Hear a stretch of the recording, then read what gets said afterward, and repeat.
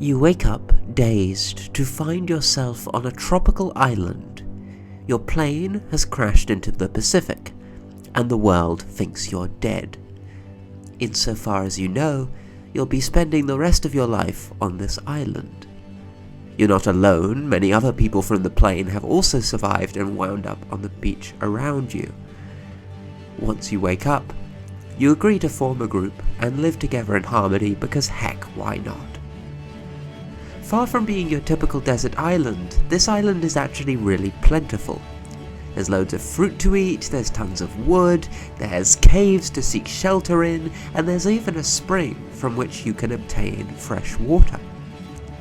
There's also some funny animals who roam the island, and others who swim around it, all peaceful, but also quite tasty looking. With all the time in the world, all necessities catered for, but little else to do, you decided it'd be nice to try a bit of meat to go with your fruit. So you fashioned two tools, a big crude wooden club that takes 20 minutes to make, and an intricate fishing rod type contraption that took multiple hours to design and piece together. Remember, all the resources you use are replenishable. You have plenty of time, few other opportunities on the island, etc. Sometimes you and your friends have higher demand for the land-based meat, and sometimes you have a higher demand for the fish. Sometimes you see more fish around than you do land animals, sometimes the other way around. In essence, supply and demand are changing back and forth. If you had to give up one of your tools when the fish were more in demand to you, obviously you would give up the club. But if you had to give up one of the tools on a day when you wanted land meat, would your decision change? Well, Marx's labour theory of value posits that no, despite fluctuations in supply and demand, value in a consistent long-term sense is more correlated with the socially necessary labour time it took to make the tool. So you would still value the rod over the club, because while the club may be more useful in satisfying demand now, in the long term, as the situation fluctuates, you'd rather have to make the club again from scratch, if necessary, than the rod. Even if you have unlimited time and resources to make either, and nothing better to do with that aforementioned time, so little opportunity cost. Marx doesn't say that supply and demand don't matter, but he does say that for gauging consistent long-term value, our best means of quantifying it is in measuring SNLT. Not just any old labour time, that is, but the labour time that is required to create something of use. This is of course a compelling theory, and you can definitely see where Marx and other advocates of the LTV, including Smith and Ricardo, were coming from. Empirically speaking, it might appear justifiable.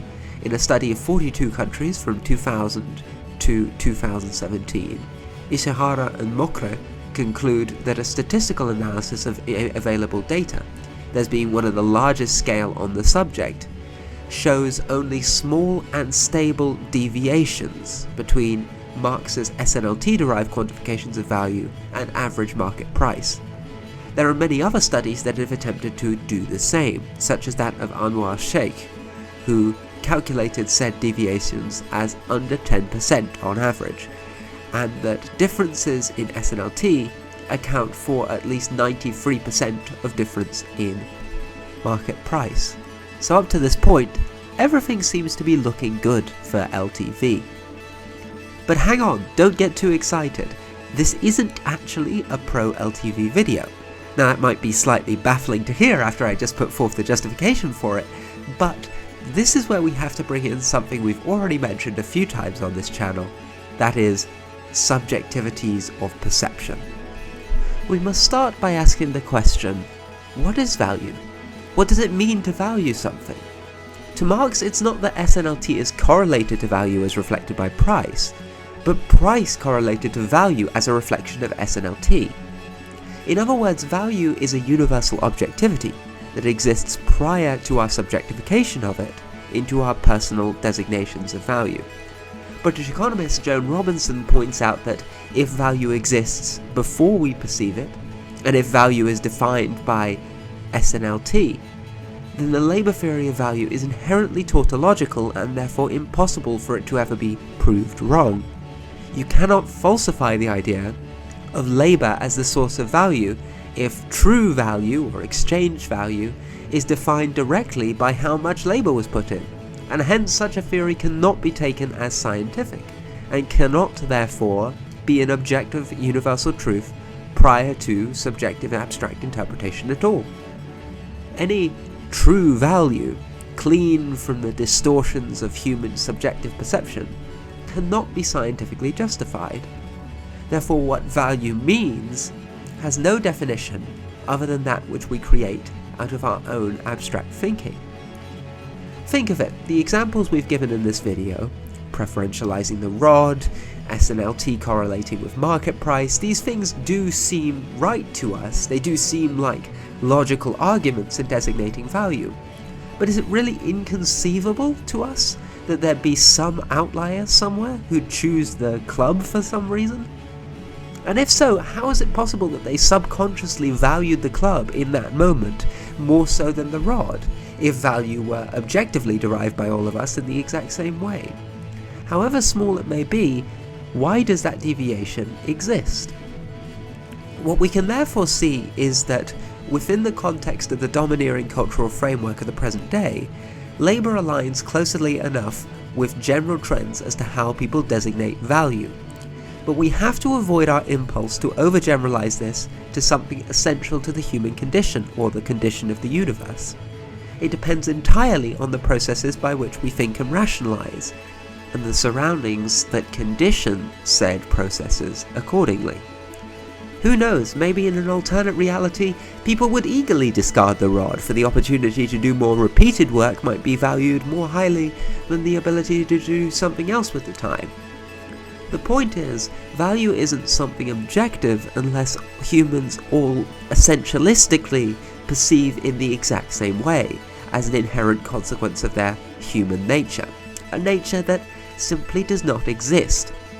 We know that both perception and communication cannot exist objectively, as of Derrida's work on deconstruction, and we know that essentializing a human condition is often fallacious, from Foucault and his study into the archaeology of the human sciences, every context cultivating different epistemes uniting in a differing epistemology, i.e. those processes we referred to earlier.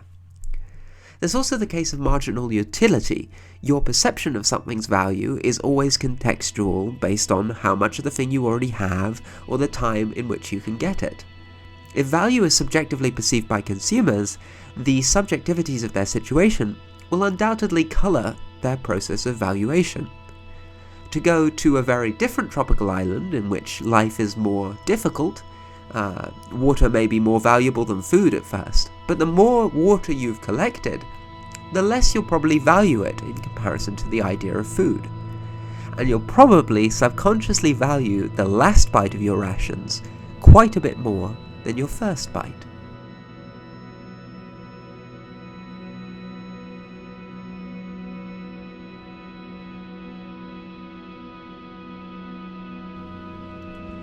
So perhaps the general modernist attempt to try and ascribe a set objective value to things, or derive a formula to do so, may be an impossible wild goose chase, but this doesn't mean we should write off the more general essence of LTV and its premise, that labour is the essential catalytic factor in changing raw ingredients into the assembled product, and is therefore responsible for whatever addition or subtraction of any subjectively determined value that results from the process of production. Even where increased value is seemingly derived from time, such as in the maturation of wine, for instance, the value's increase is dependent on the worker's creation of a product to mature in the first place. Therefore, the expropriation of labour by the capitalist and exploitation through not attributing that addition or subtraction unto the worker, instead, as we know, deriving profit for shareholder dividends, still stands even without the LTV's claims of objective value. Therefore, Robinson still accepted the idea of exploitation even without the LTV, and this reconciliation of exploitation with subjective evaluation is sometimes referred to as Pigouvian exploitation. Robinson, whom I happen to agree with on this instance, refers to the concept of price discrimination and monopsony in explaining the dynamics of this Pigouvian exploitation. Price discrimination refers to selling a thing at different prices to different demographics. Because the worker can only sell their labour to the company they work for at that one time, that company has monopsony, or essentially a monopoly on purchase and consumption. Therefore, as the worker has no option but to be part of the expropriation of labour, the price determined by the company for that labour can be valued low, to the capitalist expropriator's benefit. But then, the capitalists can switch their valuation of the labour in that production process to drastically higher when selling on the product to consumers, often utilising fetish cultivation tactics like spectacle and distance, or playing into marginal utility or supply and demand mechanics. Hence, due to the situation of the capitalist, they can play market forces to their benefit and maximise their own earnings at the exploitative expense of either worker or consumer, depending on the approach you look at it. Had we cut out the capitalist and the expropriation of labour, and had the workers instead have control over the fruits of their labour, fructus, communicating with the consumers themselves, they would be better off within any transactional society. In today's society, however, the capitalist can leverage their wealth, power, monopsony, and social reach to accumulate without doing anything productive, anything that the workers wouldn't be able to do in an instant themselves had they the possession of the capital from which they are currently excluded by the institution of property. The Austrian school and various capitalist apologists, including many Keynesians, love to use the weaponization of price discrimination as a supposed justification for capitalist exploitation, but this shouldn't be our conclusion here at all.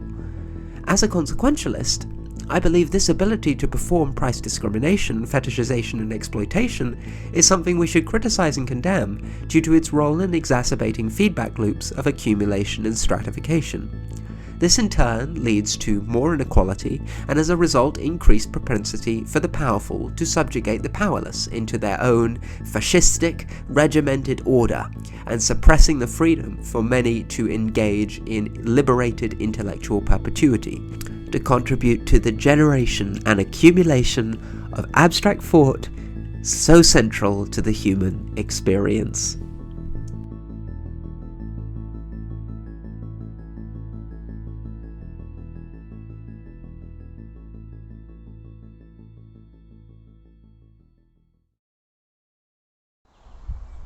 Hello everybody, brief cameo because I'm standing here on a rock. It's quite nice. I decided I'd pop in at the end to say a couple of things. Now, if you've been watching some of my videos recently, I'm sure you will have noticed that there's a pattern that started to emerge, you know, with the colours and the circles in the middle, or whatever. And if you've noticed this cohesive quality, then you're right, it is actually intentional. Because I'm intending for all of the videos structured in this way to essentially serve as a kind of video series. And I've created a playlist of all of these, the videos that I want to be in this aforementioned series that I'm sure you can access. And the series, its overarching point is about this concept that I've mentioned many times of intellectual perpetuity. So in other words, about how we can create a society that best maximizes our human ability to generate and accumulate abstract thought and engage in essentially uninterrupted subjectivity. So all of the conclusions that I essentially come to within each of these videos, usufructarian communism, craniomodernity, cranioanalysis, and just now sort of a kind of eco-socialist kind of thing, they're all very much linked to this central principle that I'm trying to explore with these videos. Anyway, I hope you're enjoying them so far. I have plenty more planned and a lot more coming. I also have tons of other ideas for future video series and other, things to do, so don't worry. I'm sticking around. I hope you're enjoying everything, and I hope that I'll see you again on another video. Also, please feel free to contact me if you need to ask me anything or you just want to say hello. I would really appreciate it. Feel free to find one of the ways in the description and come say hi, because, be nice to have a talk. Anyway, goodbye for now, and I will hopefully see you all again sometime soon.